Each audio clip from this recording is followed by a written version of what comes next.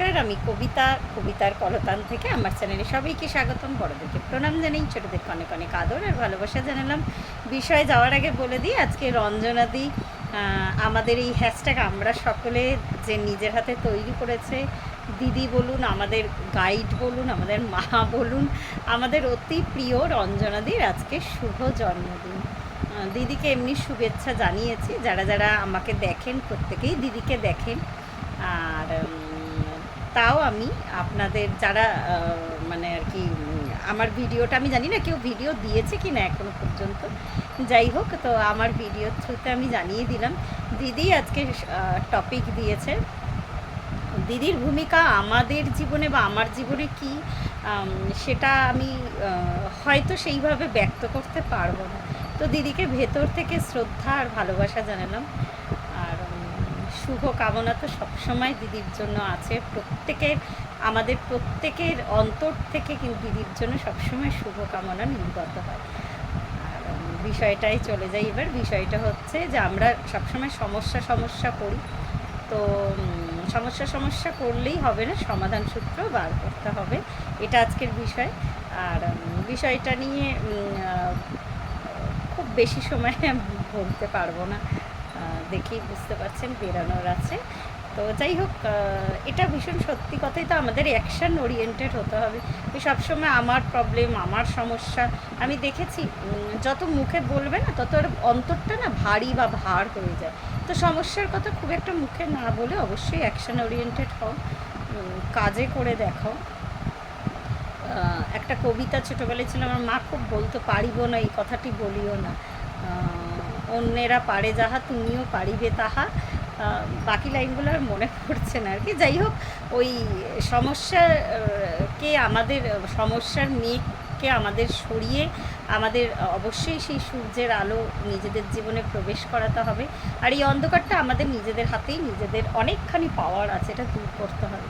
তো সমস্যা বলে কান্নাকাটি করলে, ইভেন আমার না খুব একটা আমার নিজের প্রবলেম নিয়ে ডিসকাস করাটা আমি পছন্দ করি না। হ্যাঁ, খুব কাছের মানুষদের কাছে হয়তো বলি যে প্রবলেমগুলো আমার চলছে বা যা সমস্যা আছে আমার, কিন্তু আমি সবসময় কর্মে বিশ্বাসী। এখনও পর্যন্ত খালি মনে হয় যে ঈশ্বরের কাছে না আমি এইভাবে, আমরা বলি তো যে অন্তরটা আমাদের আস্তে আস্তে এমন হয়ে যাচ্ছে যে আমাদের চাহিদাটা কিন্তু অন্য রকম হয়ে যাচ্ছে, ট্রান্সফর্ম হয়ে যাচ্ছে। আমি বলবো না যে আমরা চাহিদা করি না, তো আমি আমার নিজের জন্য এটাই চাই যে আমার সমস্যার সমাধানটা এমনই করো যে এই সমস্যার সমাধানের ফলে আমি যাতে অন্য লোকের কাছেও তার প্রয়োজনে আমি যেন আমার হাতটা বাড়াতে পারি। তো জানি না কটা লোক বিশ্বাস করবেন, আমি কিন্তু এইভাবেই ঈশ্বরের থেকে চাই, কিন্তু আমি চাই না বলবো না। আমার বাড়ি আমার গাড়ি, মানে এই কথাগুলোই, মানে যখনই আমার কথাটা সরে যাবে আর কি, তখনই কিন্তু না সবার মনে, শুধু আমার মনে না, যে কোনো মানুষের মনে এই কথাটা হৃদয় হবে, কিন্তু আমার সমস্যাটা তুমি এমনই সমাধান করো।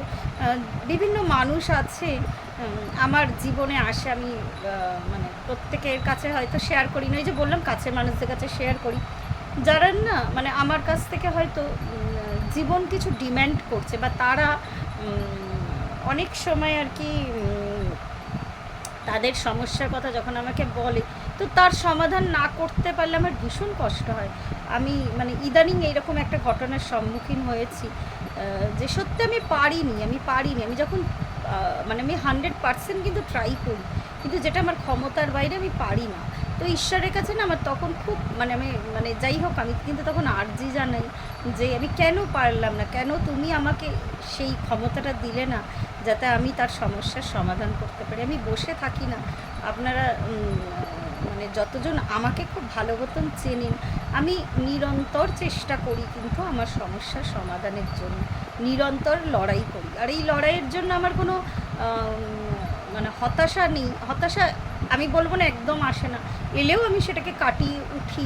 আমি জানি যে কর্মফল যা আছে সেগুলো অবশ্যই আমাকে কাটাতে হবে, তাও আমি ক্রমাগত যুদ্ধ করি, ক্রমাগত লড়াই করি। আমি মনে করি যে প্রত্যেকটা মানুষের জীবনে কিন্তু সমস্যা থাকে, সমস্যা ওরিয়েন্টেড লাইফ প্রত্যেক খুব কম লোকের আর কি সমস্যা থাকে না। আমার কাছে সকালেই একটা ফোন এসেছে একটা বোনের, ও আমার থেকে হিলিং নেবে বলেছে। তো যাই হোক, কিছুদিন আগে রিডিং করিয়েছে, ওকে আমি বলেছিলাম, তো আজকে আমাকে ওই একই কথা রিপিটেশন করলে, বললো দিদি আমার ফিনান্সিয়াল বলো, আমার ম্যারিড লাইফে বলো, আমার কোনো সমস্যা নেই, কিন্তু কিন্তু আমার শারীরিক ভীষণভাবে আমার সমস্যা। তো এই জন্যই বলছি যে মানুষের বিভিন্ন ক্ষেত্রে শুধু যে মানে সমস্যার যে একটাই ধরন তা না, বিভিন্ন প্রকারের মানুষের কাছে সমস্যা আসে। তো যাই হোক, তো এটাই চাই যে আমার সমস্যার সমাধানের সাথে সাথে আমি যাতে অন্য মানুষের সমস্যারও কিন্তু সমাধান করার পথ যেন আমি পেয়ে যাই। তো আজকে এই পর্যন্তই রইল। প্রত্যেকে ভালো থাকবেন, পরিবারের সকলকে ভালো রাখবেন।